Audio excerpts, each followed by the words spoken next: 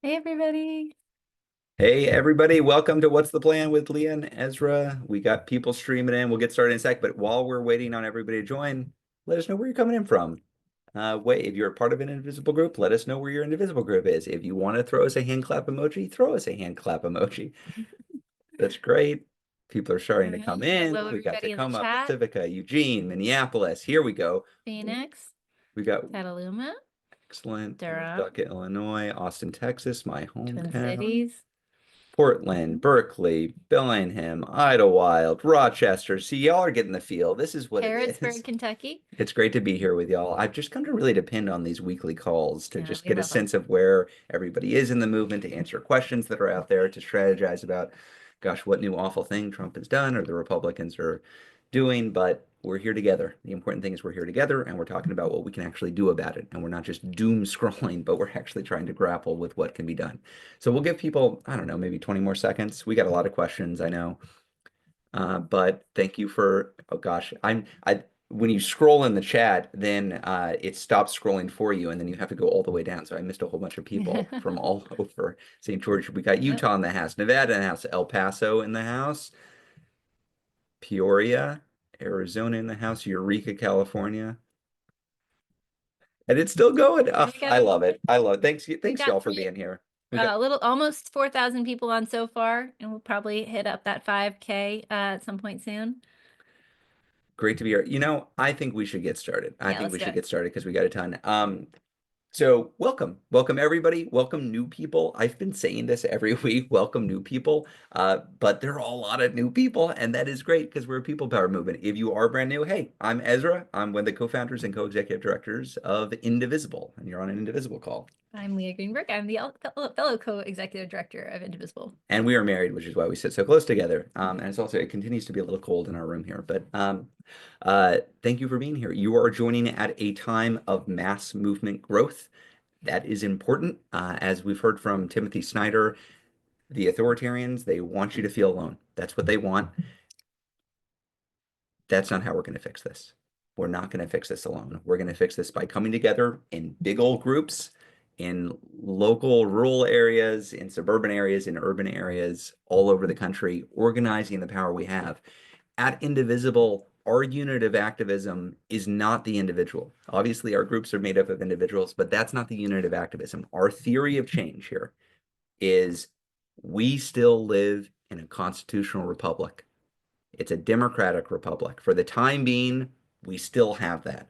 Donald Trump is one elected official among literally hundreds of thousands of elected officials all throughout this country. Donald Trump wants you to think he's all powerful. That's what he wants. We're not going to give that to him. We are not going to pre accept that. We are going to recognize that actually power is distributed across this constitutional republic of ours, from dog catcher to senator to yes, US president, but it's everywhere. And the reason we gather in groups is because we understand unless you're very rich or very famous, you as an individual do not have a ton of power in this republic of ours. But together as groups, we do build power. We do build power. That is why we form in groups, because we're able to build power and influence our electeds. That is the theory. This is how we saved the Affordable Care Act in 2017. This is how we built the largest midterm margins in the history of the Republic in 2018. It's how we pushed Democrats to impeach the bastard in 2019. It's how we defeated him the first time in 2020. It's how we built a blue trifecta in 2021. We stopped the Republican red wave in 2022. In 2023, we won in Kentucky and Virginia, everywhere MAGA was on the ballot. We lost in 2024. Sometimes that happens. That is terrible. That is where we are right now. We have not lost the democracy, though. We still have a democratic republic, and our response to this loss is not giving up. It is not giving up. It is building a broad-based, cross-ideological, pro-democracy, non-violent movement to retake power and prevent the harm that we can prevent that this administration and their lackeys in Congress want to commit. That's why we join in groups, and you are joining at a time when a lot of groups are joining. We have on average somewhere between 10 and 15 new locally led indivisible groups every single day. Every single day joining from across the country. So I want to get some love for some of the new ones in the last week. We got Woodstock Indivisible in New York. I've actually never been to Woodstock, although I've read a lot about it. It looks beautiful. I would like to make it out there sometime. So welcome Woodstock Indivisible, Indivisible Woodstock to the movement. We've got Cedarburg, Indivisible Cedarburg in Wisconsin. This is, I think you said an exurb of Milwaukee. Wisconsin obviously still celebrating that big Supreme Court race there. Danville, Virginia, Indivisible. Oh, Leah, you yeah. spent a ton of time in Danville. I spent a couple months in Danville in 2010 on the 2010 election cycle for working for my boss's reelect. Tom Great, Perriello. great area, great area. Great area, great guy. Indivisible West Houston. And I wanted to call this out, not just because I'm a Texan and I love Texas, but to point out Indivisible West Houston. There are many cities that have multiple indivisible groups. That's cool. That's great. Sometimes cities are very large. Sometimes neighborhoods are large. My recommendation here would be you should just be coordinating with each other. You should be coordinating with folks across these neighborhoods, across the city. But it is okay to have multiple indivisible groups in the city. Different people are going to organize different people. That's great. We should just be talking with each other. So welcome, Indivisible West Houston. Indivisible Austin, Minnesota. I want to call out Leah and I both went to school in Northfield, Minnesota, Carlton. And I used to drive from Texas all the way north, 1,100 miles. And I would know I was getting near Northfield, Minnesota, because you would drive through Austin from Austin, Texas to Austin, Minnesota on the way over. So welcome, Indivisible Austin, Minnesota, to the movement. There were dozens of others that I can't mention because we would spend the entire call on this and we want to get to your questions. But I just want to say, look, we're organizing in blue states, red states, purple states. We're organizing in exurbs, in suburbs, in rural areas, in city centers.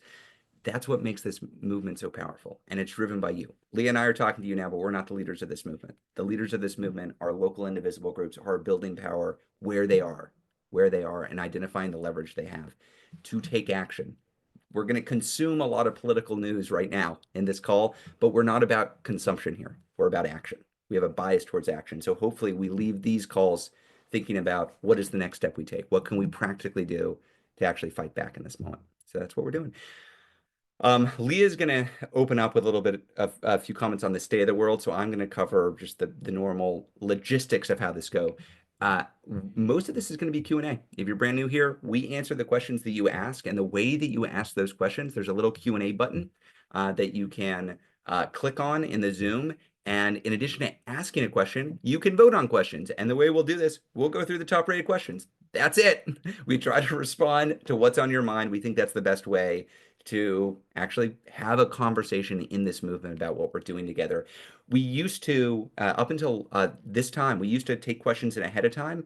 And because this voting system has just been so successful and we haven't had to exercise our own judgment or act like one of those fake town halls, those virtual town halls where people just, the elected officials don't answer real questions. We didn't like that. We wanted to be more real, more organic. So we're just going to be looking at the questions that come in live that you vote on. You can see what's out there. You can see what's voted. We'll answer what comes up. No filters over here. This is going to be recorded, just so everybody knows. Everybody should receive an email right after this with a recording, the resources that we're going to mention, and a survey question that I would really like if you could fill out. It helps us. It helps guide us. It helps drive the organization in certain directions to help us make improvements to these calls. So it would be great if you did that. We'll be posting links in the chat to all of these resources as we go. The chat's really fast. And so if you don't catch it, no sweat. You're going to get an email with everything there. Last thing I'll say that Leah always says, and I think it's really important, this is a really hard time to be organizing for democracy. In addition to normal life stuff, we have a 2-year-old and a 4-year-old. Life is hectic. Sleep is not plentiful. And in addition to just normal life stuff, we're all here to fight for our democracy. And emotions can run really high when you're fighting for your democracy. People who genuinely are coming from a good place can disagree on tactics, on strategies, on intermediate goals. That's normal. That is normal and okay for a diverse coalition like we've got here. My request, and our request always for these calls, is just have respect in your mind. Respect in your mind. These kind of democratic spaces are by their nature messy. That's cool. That means it's real. We don't always have to agree. We should always treat each other with respect. That's my only request. And just a note, a special welcome note, as we've been doing for the last few weeks, to our friendly and sometimes not so friendly MAGA infiltrator friends who are joining us.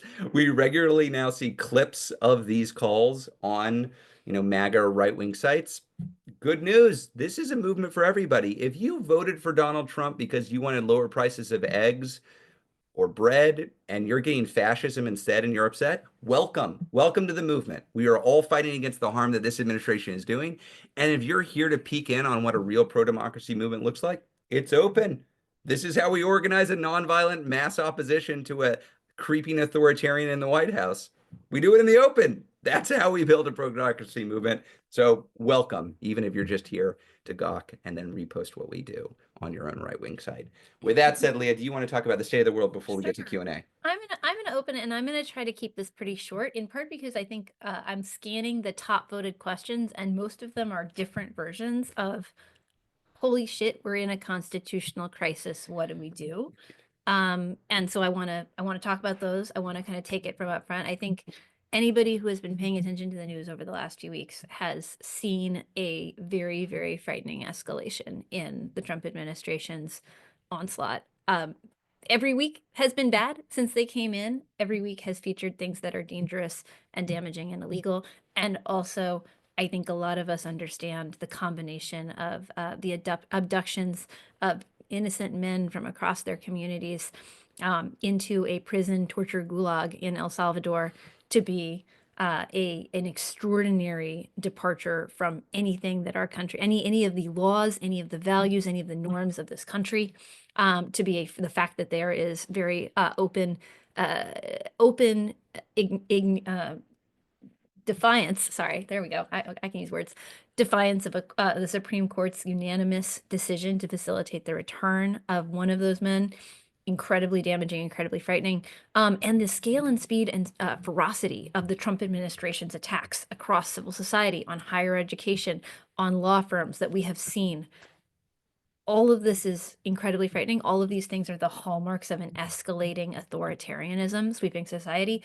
I want to bring into the conversation something that I have heard from scholars of nonviolent movements, that this is a classic tactic of authoritarians to propagate with all of their tools, with all of the force that they can possibly try to muster, the lie that they are already in control, that they already dominate society, that they have the right and the freedom and the ability to do these things without redress and without consequences. And the reason that they lean into that with the extraordinary ferocity and determination that they do is because it is a lie. It is a lie. Yeah. It is possible to oppose them. Power does not rest solely with the administration. Power rests in towns and cities and states and elected officials and businesses and your own community and your own group. We have to harness it. We have to organize. We have to push back. But if we collectively do, our courage will inspire other people, and the results will stop them. Now, I want to bring into this conversation something a really specific example of that. I have been talking to a number of folks about what has happened at Harvard over the last week. The fact that the Harvard University administration has decided to decline or to refuse the incredibly dangerous, incredibly anti-democratic, open threat to free speech demands of the Trump administration, and is now bracing for potential consequences of that. I've talked to people who were organizing to try to make sure that Harvard did not give in to the administration. And what I have heard from multiple people is that the hands-off demonstrations were absolutely crucial to giving the folks who were organizing within Harvard the power, the confidence, the standing to say, there's opposition everywhere. You have to do it here too. You have to help. You have to step forward. If you, an institution with billions and billions of dollars in your endowment, with all of the power and all of the alumni, et cetera, won't step forward, then who will? So if you were part of a hands-off demonstration and you thought, what happens after this? The answer is we're going to keep organizing. We're going to keep building, but also people see what we're doing and they step forward. They did it. It's happened this week. It'll happen again next week. Other people will be inspired by what is happening this week. We will show up again in force in the coming days. We're going to talk about how we do that. We're going to keep pulling people forward with us. Courage is contagious. I think Courage is contagious, y'all. Everybody is saying it now, and it's because it's true. It really is true. Everybody in this moment is looking to their left and looking to their right to understand, well, should I step forward or not? When we step forward, People follow. People follow. Yep. Oh, And we get phone calls. and we get phone calls from random folks. So now we're going to go to Q&A, and just as a reminder for everybody, please put your questions into the chat through Zoom. If you put them there, then other people can see them, and then people can vote on them, and that's how we're going to decide what we answer. And so I appreciate people putting questions in the chat. The chat moves so fast; it's very difficult for us to track questions there. So just a reminder, we've got about 45-ish minutes, though. Should we get into the questions? That's right. Yeah, absolutely. Okay, so the All right, top-rated let's go question votes. from Kim with going on 770 votes says, how can we fight to hold the Trump administration accountable for defying the Supreme Court in relation to the Abrego Garcia case? Should we be pushing on the courts to fight back, pressure on Congress? Could putting pressure on attorney generals to arrest Trump be effective? There has been at least one with a conscience right. Or could Pam Bondi block them? Yeah. Great question, Kim, and it's one we've been wrestling internally too. And one of the things I appreciate about your question is how practical it is. The question is, what can we actually do? What is our leverage? And Leah, I'm not trying to filibuster, but I'm going to set you up to actually have some specifics. But one of the things we struggle with at Indivisible, when something new bad happens, and this is a particularly heinous example of this, is we're on the same page. This is bad. The question is, okay, so what is our ask? Who has power to do something about this? And how do we organize to push those people? That kind of strategic thinking is what we all should be engaging in regularly throughout this administration, because some of us are going to have different power because we're in a blue state. Some of us are going to have different power because we have a member of Congress who occupies an important place. Some of us are going to have different power because there's a vulnerable Republican who maybe we can push. Some of us are going to have different power because of a state legislative opportunity. So this question of, okay, this is terrible. He is ignoring a court order. What do we do where we are? What a reasonable ask is something we've been wrestling with. Leah, do you want to talk about how we're coming at this and how we're working with partners on this? Sure. So I'll say a few things. The first piece of this is there is an ongoing legal process to try to force the Trump administration into compliance. I'm not going to be the best authority on every in and out of it, but as I understand it, they have a limited amount of time to either comply or to turn over a bunch of documentation and have a series of conversations with the courts about why they are wildly not in compliance.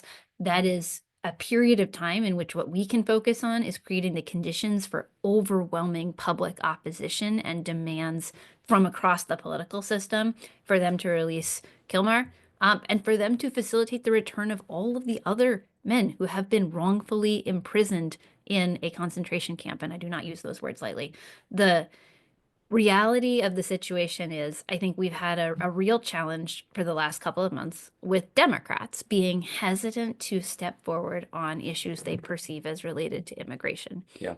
And, we can have all the discussions we want to have about 2024 and what was, what went into that election and whatever. But let's be really clear. The American public does not like the idea that Donald Trump can snatch people off the streets and decide to send them into a concentration camp without any due process, without any chance to ever make it home to their families. This is not a situation in which Democrats should be afraid to be full-throatedly fighting to stop what is happening. Nobody likes this.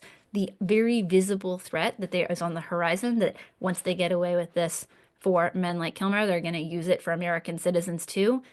They're not being shy about this stuff. We have to understand this again as one of those situations in which our solidarity is both moral and strategic, because if they can do this to men who they are deeming to immigrants, then they can do this to anyone. And so we've just got to be really clear about that, and we've got to expect our leadership to do that, and we've got to expect Republicans to do that. This should not be a remotely partisan issue. Can the government snatch you and imprison you for life with no due process? Not a partisan issue.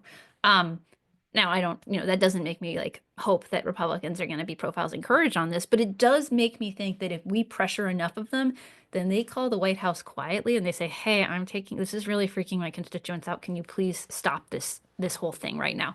And that actually can make a little bit of room. So what I would say is we got to focus on the public conditions of outrage that are actually going to help drive the Supreme Court and the courts to get the outcome that they are ordering.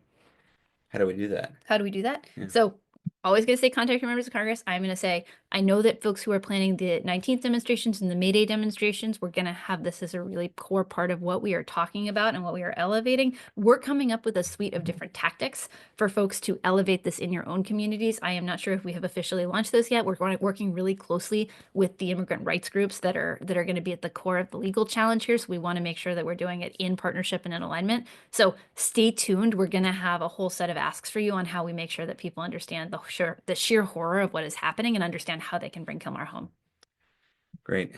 So Nancy asked a related question, but I do just want to, I think we should address this because I mean, I think there's a lot of Yeah. concern. We are in a legitimate constitutional crisis, and that feels bleak. Yeah. Now, what do you do if the administration is just openly defying court orders and when things look that bad? I think Nancy is raising this question of other than civil war, what is the path that there is to stop total destruction of the government? I want to be very clear. The best way to push back against an authoritarian government is by widespread nonviolent organizing and protest. There is nothing, there is nothing that the administration would like to see more than some sort of violence in the street that they can then use as an excuse to crack down on normal everyday Americans organizing and protesting. So we embrace nonviolence as a hard-headed strategic matter. It is really important that we all embrace that because if we don't, it endangers everybody else. I want to say that just very clearly. This isn't us just saying, well, we're uncomfortable with certain tactics or strategies. This is a hard-headed strategic choice to embrace nonviolence, peaceful protest, because that's how you build majority opposition to an authoritarian government. That is how you do it. I was talking with Timothy Snyder right before this about the hands-off protest, and he said basically couldn't have gone better. 3 million people spread across every single state, multiple countries, not a single incident reported. It was boisterous, it was fun, it was defiant, it was oppositional. It demonstrated to millions more Americans who did not participate that they can be part of this.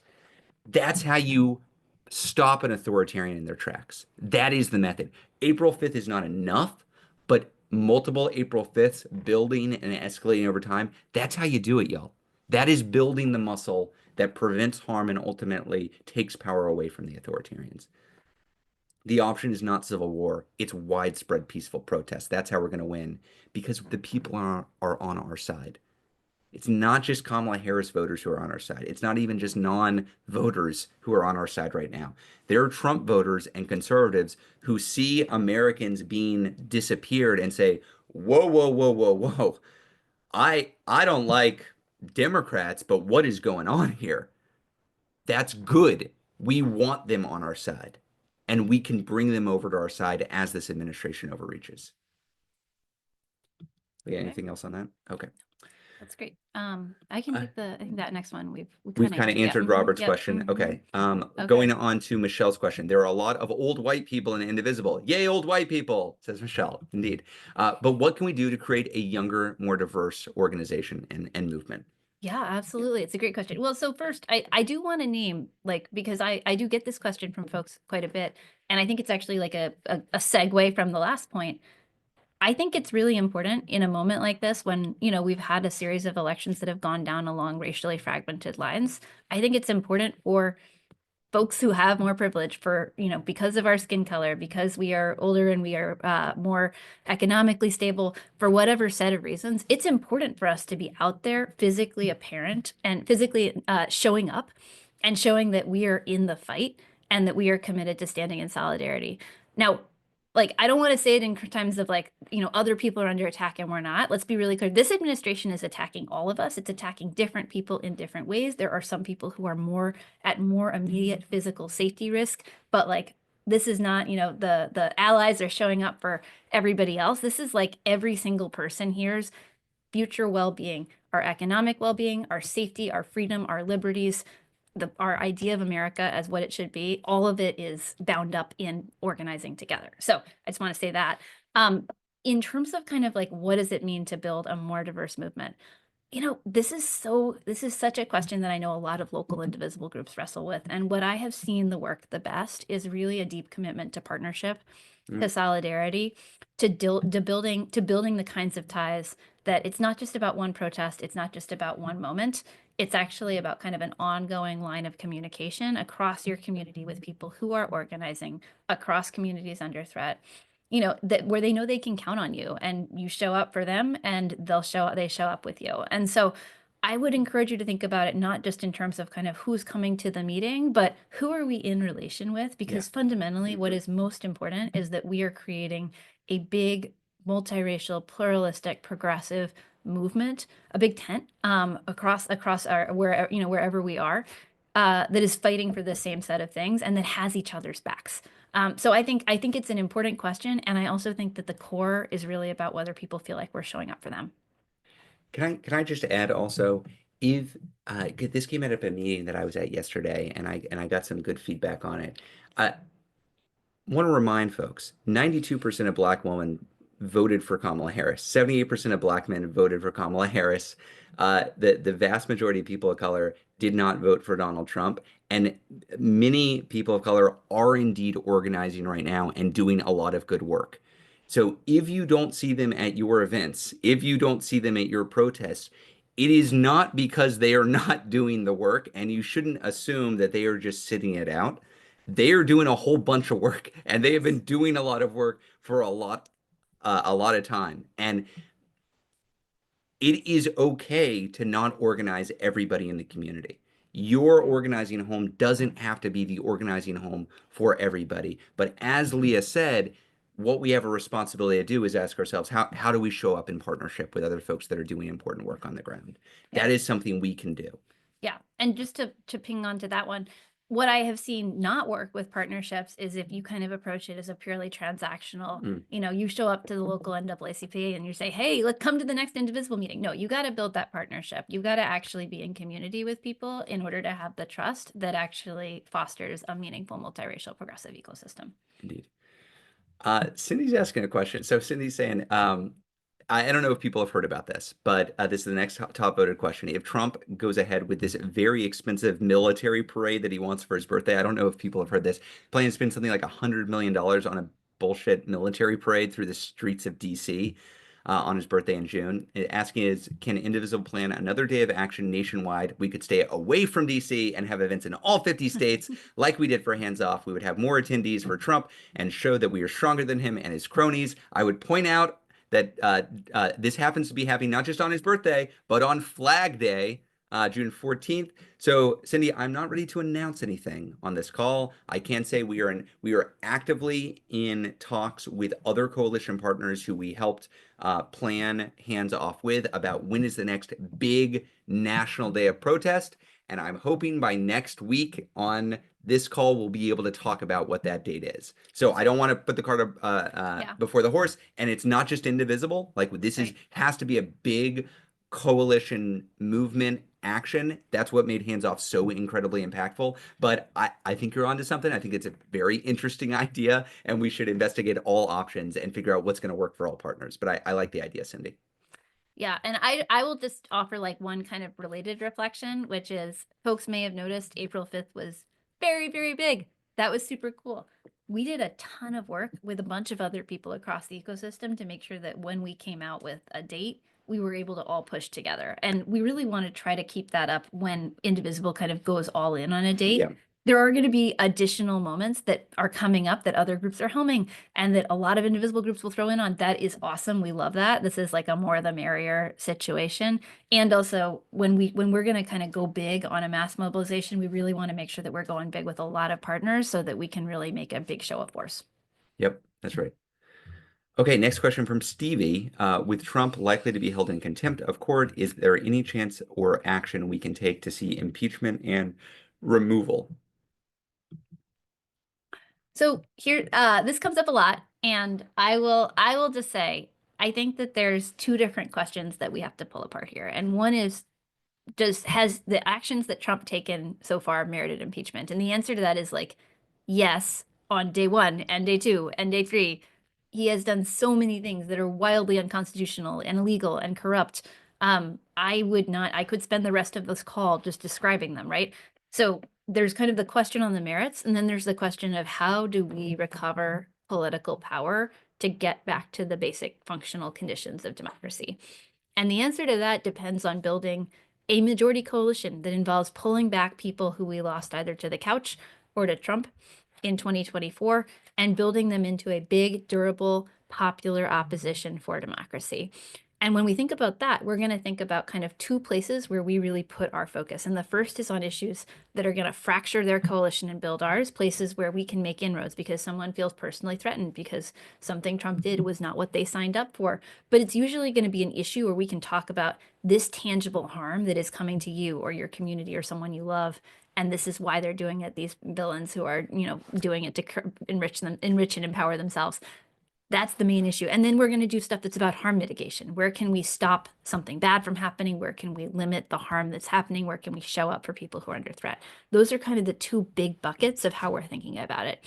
Our assessment is that impeachment gets you into a process story pretty fast, as opposed to a story that is about harm and is a story that builds the bigger coalition. That's not to say that it's not merited. It is to say that right now, what we want to focus on is really making sure people are hearing every day about the stuff that will touch them personally and that will pull them with us. Because when we have to push together as an opposition, we need them with us.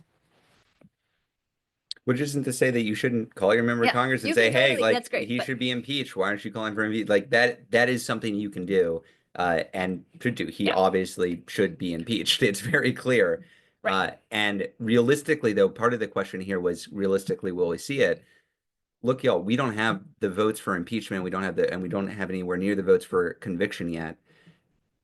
I think I think a half a dozen House members who are the most vulnerable on the Republican side should switch parties tomorrow. If they had 1 ounce of integrity, they would do that.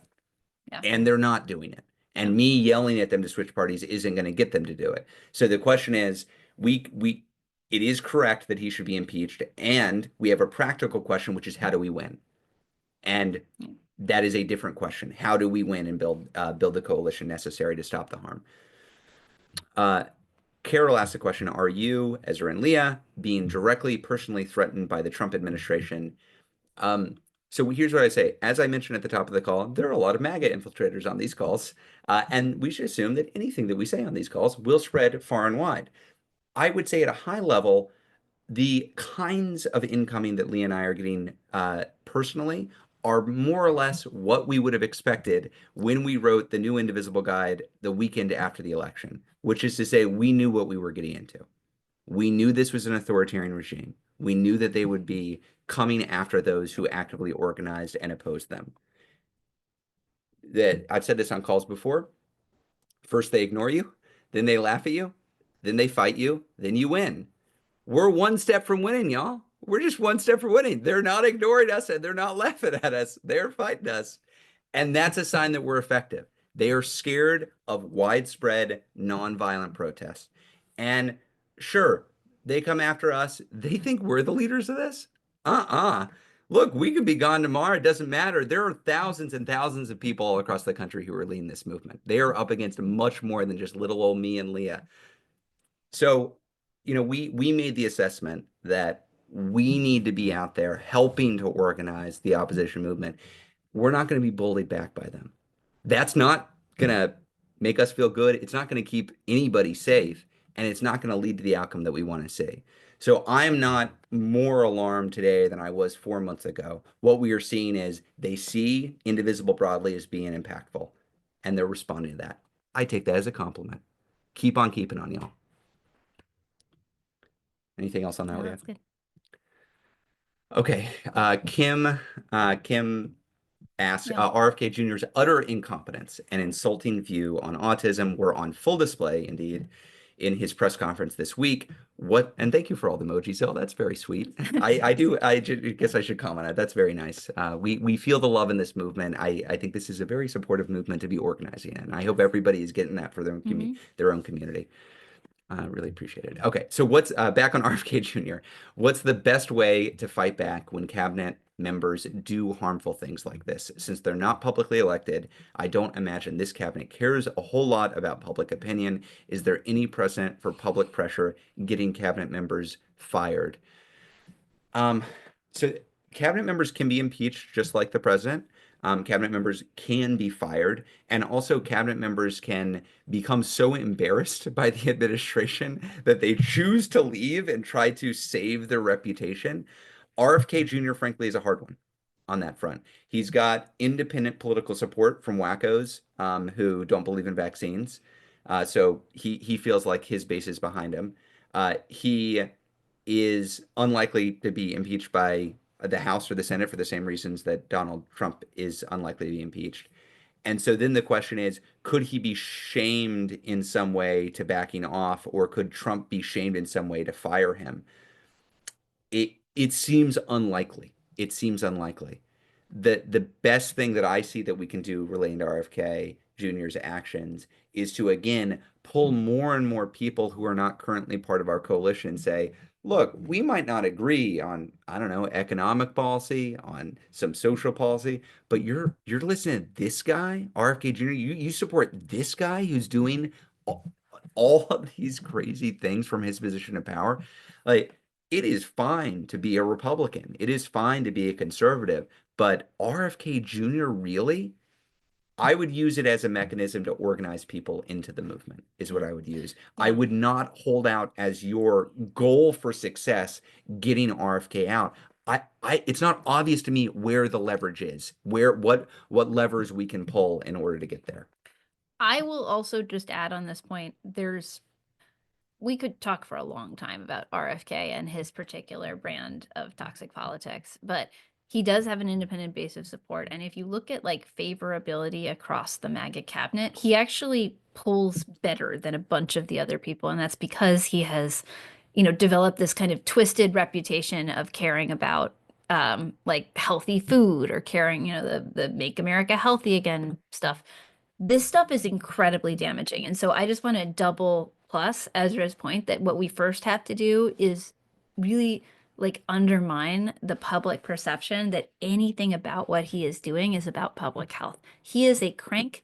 He is a conspiracy theorist. He is corrupt. He has gotten a bunch of children killed with his lies about vaccines. And he is wrecking the foundations for public health, for science, for research into diseases that you and your family rely on. And he is spreading this eliminationist, unbelievably ableist stuff about autism.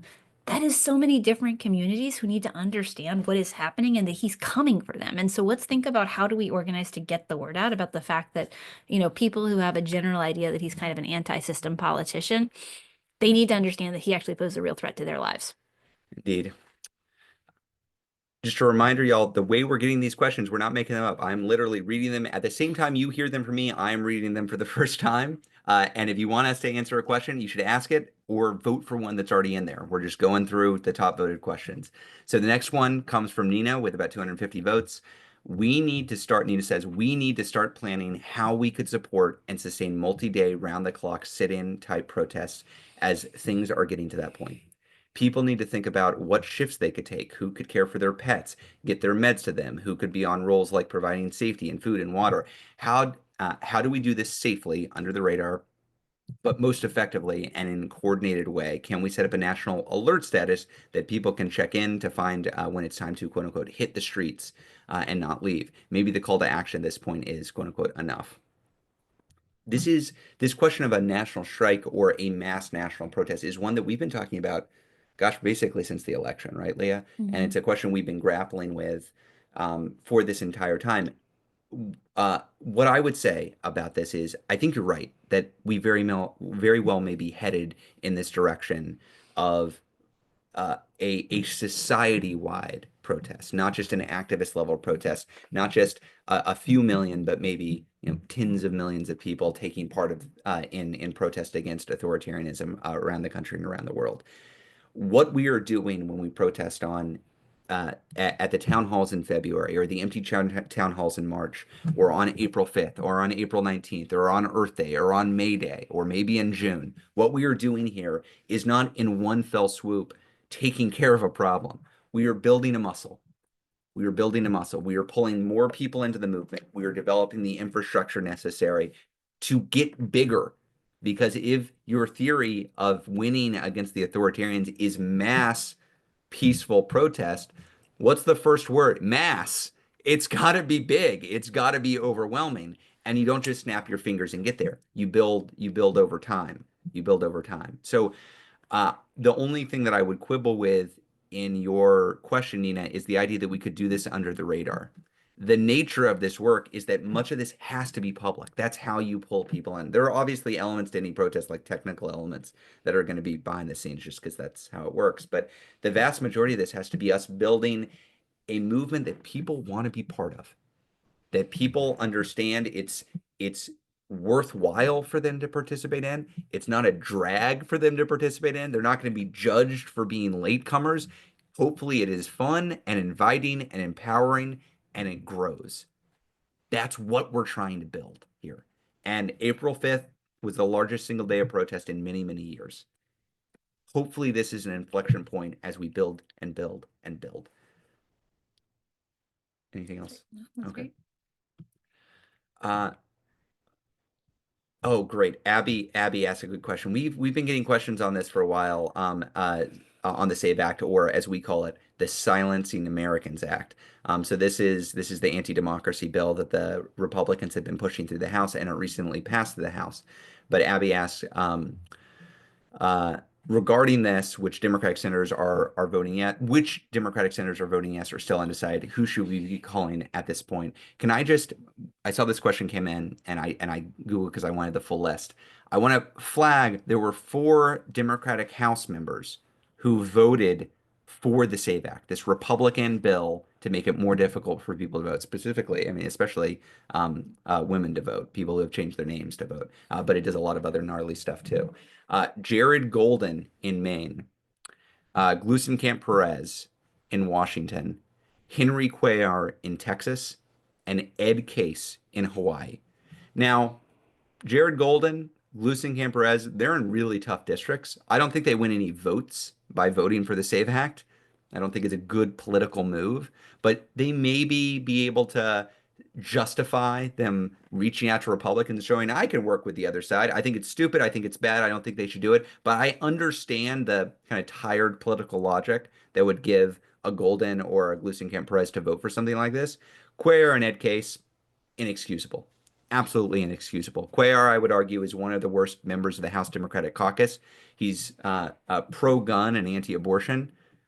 He has been a thorn in the side of the Democratic caucus for years and years and years. God, he worked for George W. Bush, I believe, before he became a member of Congress. Cuellar sucks. He should be primaried.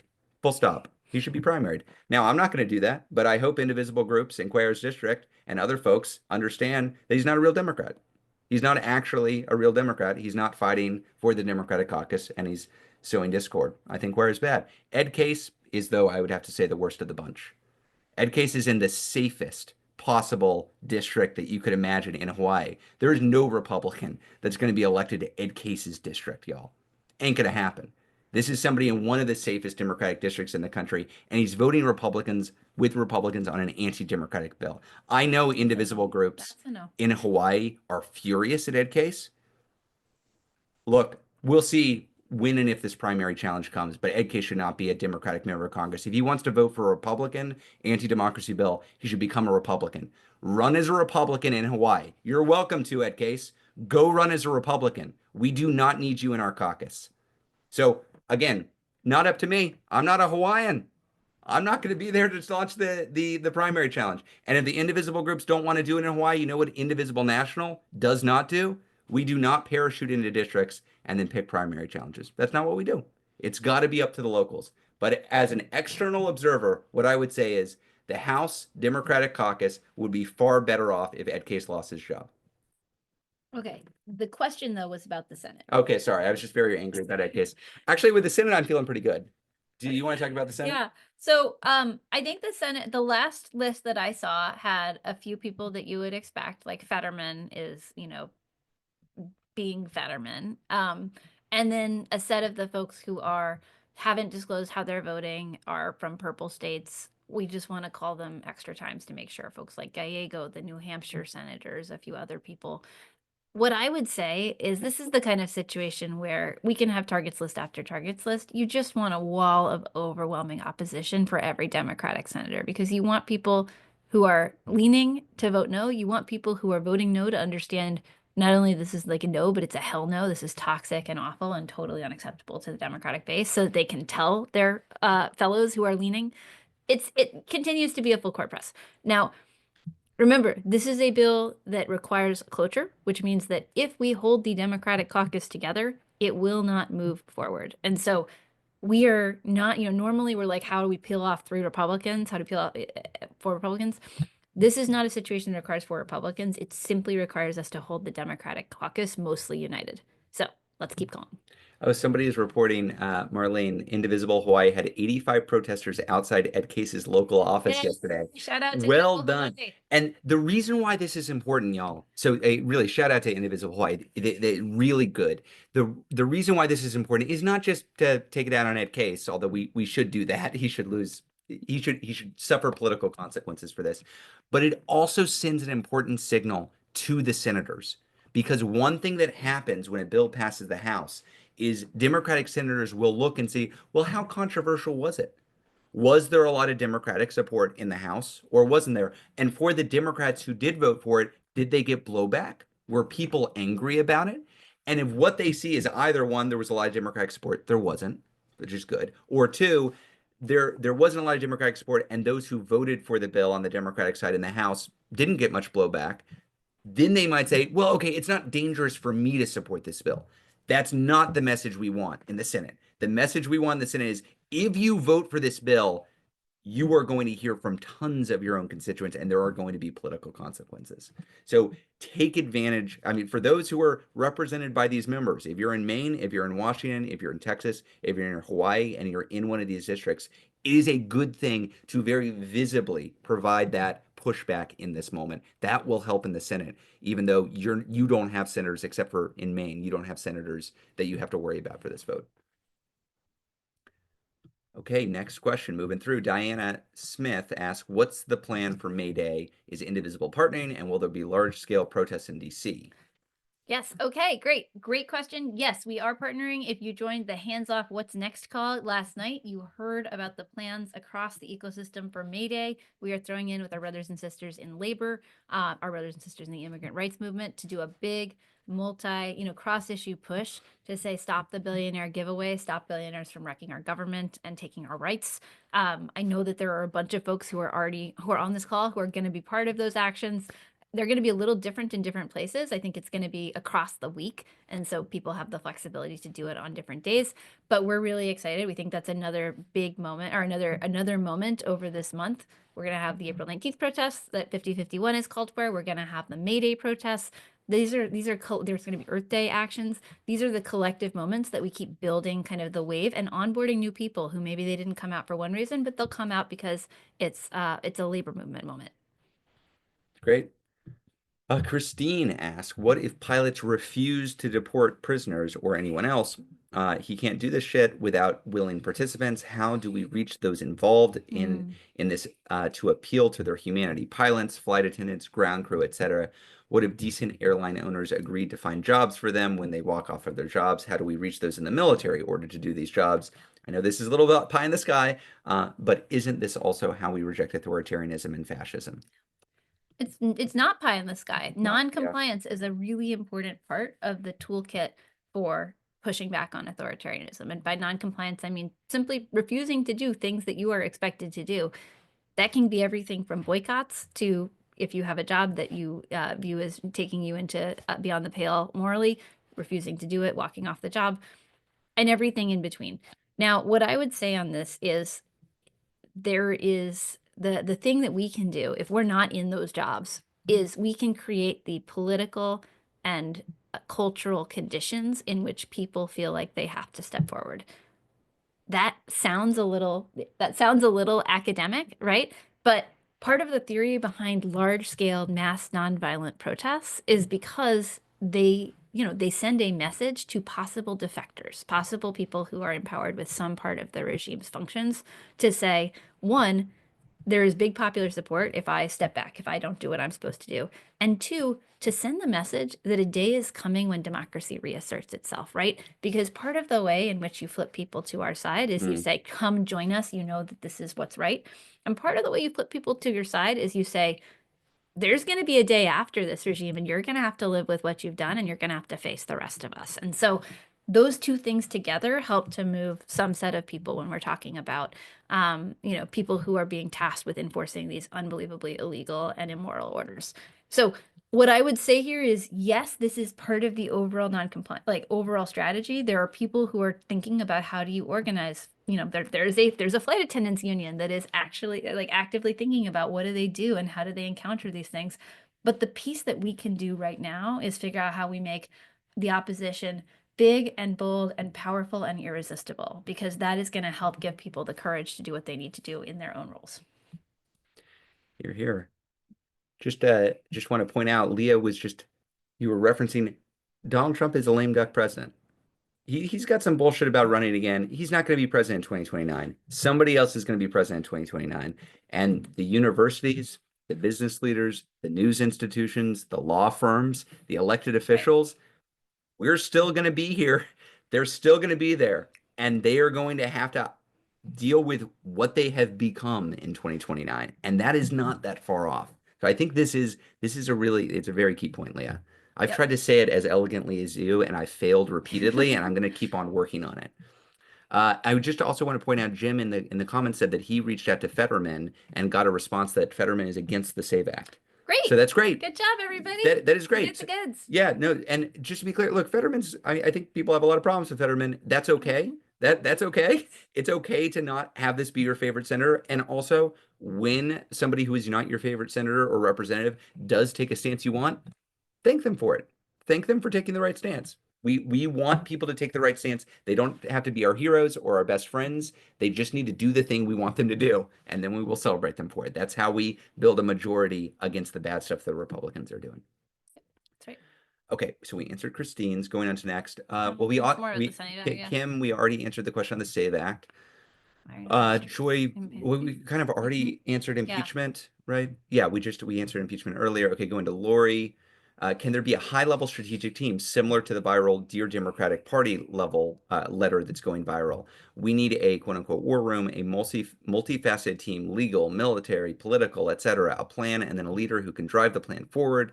We are the army. Time is of the essence. Why isn't this being done? I think we might pair that with the next question, because I think they're actually about the same letter. Okay, great. And then Christine asked, how do we get Dems to behave like the Constitution is on fire? Because it is. Did you see the letter that Dr. Prue Lee wrote? It was a tribute. I didn't know it was a tribute to Liz Cheney. But we can share the letter too. So Leah, do you want to combine them? Yes, and I should just say I have not read the letter, so I don't want if I say something that seems wrong in relation to it. Ezra, I don't know if you've read this viral letter. I just tossed it to you, so I didn't have to admit that I hadn't read it. Okay, I think I heard about it like yesterday, so it's not a refusal to read it. I just haven't seen it yet. I've got it up. You talk and I'll read it. Great, wonderful. So I think that the answer to question number one lies in question number two, which is that if the Democratic leadership believed that this was a crisis requiring a totally different mindset and use of tools, as opposed to a moment in which they should mostly try to give positive, media friendly quotes about the need for lower prices, we'd be in a completely different world to begin with. The reality has been that Democratic leadership has adopted this pretty misguided assessment that they lost in 2024 due to a lack of focus on lower prices, and that the way forward is to kind of single-mindedly ignore most of what Trump is doing, to take the James Carville phrase, play dead or play possum, and let Donald Trump take himself down.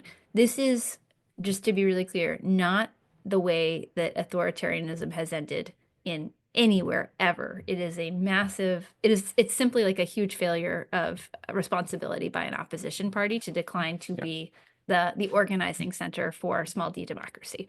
And so to the extent that the question is like, why hasn't this happened? It's because you actually have to convince, leadership has to believe that it is a crisis necessitating that sort of strategy and tactics in order to move into that, into that mindset. I'm going to say that's as much as I can say without having read the letter, just to be honest So with you. I just read it and I like the letter a lot.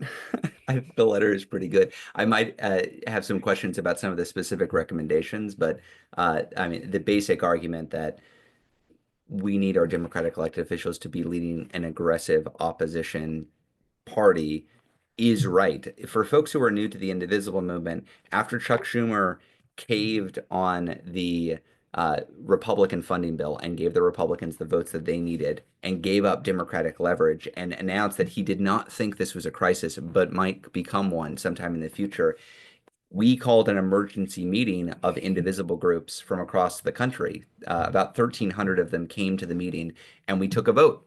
Should Indivisible call for Chuck Schumer to step down from leadership? And more than 90% said, yes, we should call for Chuck Schumer to step down. So Indivisible is on the record calling for Chuck Schumer to step down from leadership. Right before this call, I was on the call with the journalist talking about the call for new Democratic leadership. We need a Democratic Party that treats this like a crisis. Full stop. The main division within the Democratic Party right now is not between left and right or left and establishment. It's not generational. It's not even old versus young, new member versus long-term member. The main division is, do you believe this is politics as usual, or do you believe this is a unique crisis that we need to respond to? And that's a legitimate difference. I want to be clear. Those are two strategic differences. I'm not calling into question, what makes Chuck Schumer tick or his morality or his dedication to public service. He just does not believe we live in the world that I believe we live in. And from that flows a lot of differences in strategy and tactics and goals. Because if you believe that we are in a normal political moment, rolling over and playing dead makes a lot of sense. Presidents become unpopular over time. Usually the other party wins in the midterms. If you just lay low and allow Trump and the MAGAs to sink themselves, we'll be fine. I understand that. It's not confusing me. I understand that point of view. I deeply disagree with it because I think we're in a crisis. I think the authoritarians are steamrolling our republic, and we might not make it through 2028 with the kind of constitutional republic I want us to have, unless we organize and fight back. That's where I am. I believe that's where rank and file Democrats are as well. Yep. Chuck Schumer has a 21% approval rating. He is one of the least popular elected officials in this country. He cannot dream of having an approval rating at the level of an Elon Musk or even a Donald Trump. They're in the mid 30s or the low 40s. So the leader of the unified opposition to a fascist MAGA movement is one of the least popular elected officials in this country who does not believe we're in a crisis. That's the reality. That's where we are. So this letter is speaking. It speaks really well to me, but I think it speaks to what a lot of people feel, which is, gosh, you see a Maxwell Frost, you see a Jasmine Crockett, you see a Chris Murphy, you see a Chris Van Hollen, you see some members out there who very clearly are Booker, who are very clearly describing the crisis we're in. And then you see the rest of the party, or a lot of members of the party, just not moving, not acting like that, or saying the words, but not actually matching that with their actions. If you want a party that treats this like a crisis, you got to demand it. You can't accept the Ed Cases of the world. You can't accept the Chuck Schumers of the world. You've got to demand something better. And if you don't demand something better, we're not going to get it. Full stop, y'all. The party is not going to change itself because it's like, well, it's the right thing to do. We're going to shift. It will change if we push it. Not a single U.S. senator has called for Chuck Schumer to step down from leadership. 2, maybe 3 House Democrats have called for Chuck Schumer to step down from leadership. Why not? Why not? This guy is an anchor on the party. This guy is leading us in the wrong direction. Why aren't we out there and having this conversation now? I don't want to be having this conversation a month before the 2026 midterms. We should be cleaning house now. We should be setting the party in the right direction now to limit harm and also to set us up to take power next year. But your favorite senator, pick who's your favorite senator. They have not called for Chuck Schumer to step down from leadership. Your favorite House member, unless it's one of these 2 or 3, hasn't either. You got to demand it if you want it. And if we don't demand it, ain't going to happen. Alrighty. Okay. We Okay. got, On that note, so I think we've got time for like one more. okay, sorry. You know, And when we I gotta get on wrap my it up. Yeah, soapbox about Chuck we would have Schumer, had time for more, sorry, but Leah, somebody Leah wanted to was talk tap about Chuck for Schumer. a little behind the scenes look. Leah's tapping my my knee, saying, But "Okay, it's time to stop." 3 minutes, yes, 5 minutes Okay. no. Okay. Yeah. Okay. Let's try to do a couple more. Oh, Mika Sifri wrote in. Let's answer Mika's. Can you shed more light on 5051? Mika's just a great organizer in New York. Can you shed more light on 5051, who is organizing it? How do they make decisions, etc.? And I skipped Yeah. Lori, and we always do the top voted. So sorry, Mika. We should also answer. Can there Well, be? that we already answered that Oh, one. we already answered Yeah, that. yeah. Excellent. Okay, so let's go to Mika. Okay. Yep. Yeah. So 5051 decentralized a movement started on Reddit with a call to protest in 50 states or all 50 states at state capitals in February.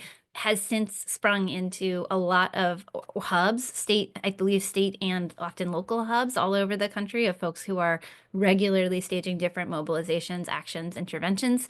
We partnered, I know a bunch of people on this call partnered with local 5051s over the course of Hands Off. And I know that those have led to a bunch of collaborations on the upcoming April 19th, which is the next date that the 5051 folks are throwing in on. It was great. My understanding is that there's a democratic process within, or that some kind of democratic decision-making process amongst organizers within the movement, but I'm not super clear on all of the details. But we definitely, this is the kind of organic movement formation that comes into existence in a moment like this. And it's really a more the merrier, exciting infusion of new people that we want to just try and do our best to partner with and work with wherever we can. That's great. Love organic movements and energy coming up to show up for democracy. So speaking of that, we are at 4:01. We're slightly past time. We got through all of the questions that got more than 100 votes. I'm proud of us. I think that we don't always do that, but we got there.